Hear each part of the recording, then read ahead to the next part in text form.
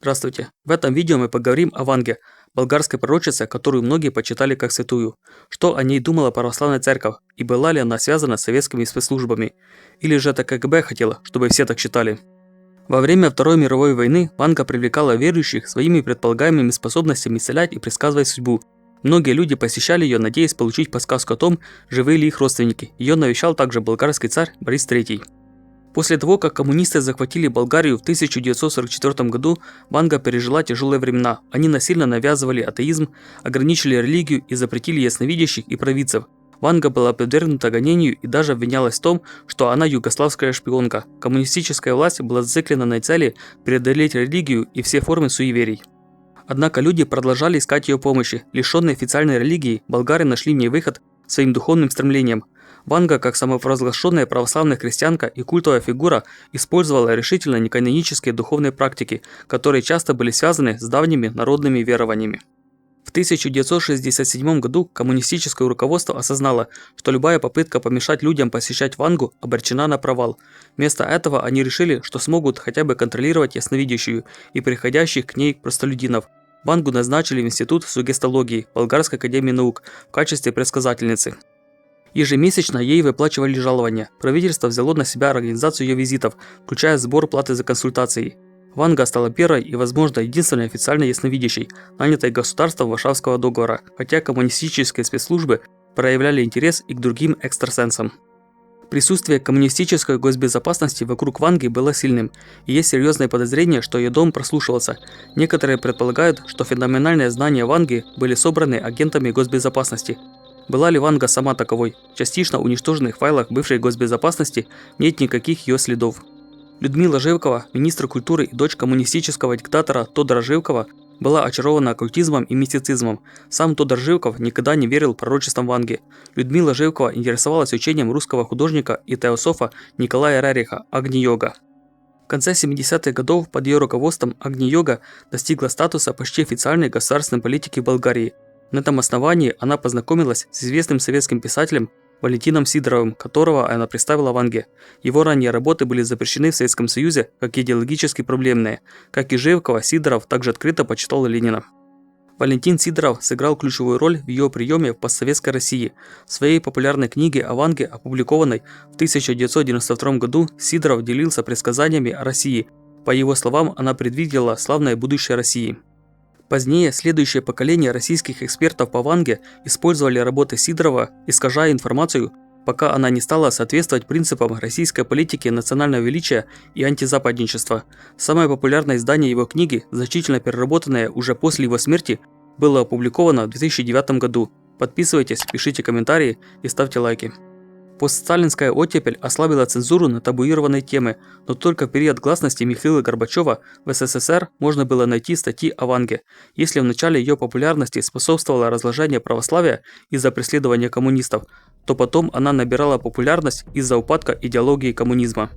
Принятию Ванги в России способствовала историческая традиция доверия к пророческим фигурам, от юродивых и старцев до Распутина. Она воспринималась как продолжение этой линии. Их можно назвать харизматическими ясновидцами, не церковной традицией, которых считали божьими людьми, но которые вызывали тревогу у духовенства. Слепота Ванги могла способствовать восприятию ее как фигуры, близкой к православной традиции юродивых, особенно в народном сознании. В 1989 году, после падения социалистического режима в Болгарии, ясновидящая превратилась в суперзвезду. Теперь она была на каждом углу телевидения. Она открыто встречалась с политиками, бизнесменами и интеллектуалами. С Вангой стали консультироваться по любым важным вопросам. Никакая оплошность не портила ее репутацию, как, например, ошибка предсказания результата чемпионата мира по футболу 1994 года. Отсутствие письменных записей ее пророчеств затрудняет доказательство любого предсказания, приписываемого ей. Биография Ванги, написанная ее племянницей Красимирой Стояновой, стала настоящим бестселлером. Эта книга быстро закрепилась как надежный источник ее пророчеств. В ней нет пророчеств о великом будущем России, в том виде, в каком их часто цитируют в интернете или СМИ.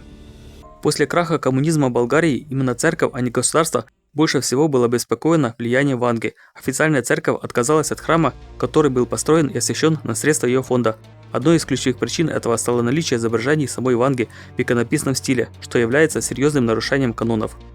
Ее представление о Боге фундаментально отличалось от христианского учения. О Христе она писала: «У него нет тела, это огромный огненный шар, на который нельзя смотреть из-за его яркости». Дом, в котором Ванга жила, по ее мнению, был построен на месте древнего языческого капища. Помимо того, она уважала деятельность экстрасенсов, хотя это чуждо христианству. Болгарские богословы считают, что во время своих видений Ванга была одержима злым духом и подчинялась его воле. Она утверждала, что общалась с мертвыми. В Священном Писании также можно найти примеры такого общения, но они осуждаются. О тех силах, которые с ней якобы контактировали, Ванга говорила: «Они не говорят, с какими целями приходят сюда. Эти существа, я знаю, как их назвать, они нас контролируют». Ванга занималась прорицаниями, и часть ее предсказаний сбывалась, но с точки зрения библейского учения такое возможно, но не обязательно свидетельство связи с Богом. По словам русского иеромонаха Дмитрия, для многих большая честь иметь Вангу в православной церкви, но богословы однозначно классифицируют действия Ванги как служение силам зла, и иеромонах Виссарион утверждает, что дьявол говорит через Вангу. Иеромонах Иов Гумеров приходит к выводу, что дары Ванги действительно реальны, а ее знания потусторонние, однако источником ее силы являются демоны или падшие ангелы, а не божественные. Он приводит примеры из биографии, написанной Стояновой: ее способность общаться с мертвыми, ее говорение другими голосами во время транса, ее заявление о том, что она видит инопланетян из вампирии, ее видение таинственного всадника. В качестве доказательства оккультных наклонностей Ванги также приводится ее предполагаемое почтение к Николаю Рериху и ее контакт с давно умершей ясновидящей Еленой Блаватской. Она и Рерих были отлучены от церкви собором епископов в 2000 году, и они, как и Ванга, были признаны лжепророками. Важно отметить, что в России существует несколько различных дискурсов о Ванге, однако один из них доминирует. Ванга используется властями для легитимации внешнеполитической агрессии и создания враждебности по отношению к Западу. Вместе с приписыванием ей вымышленных предсказаний, политизацией ее образа и его использования для распространения конспирологических, антилиберальных и других идей.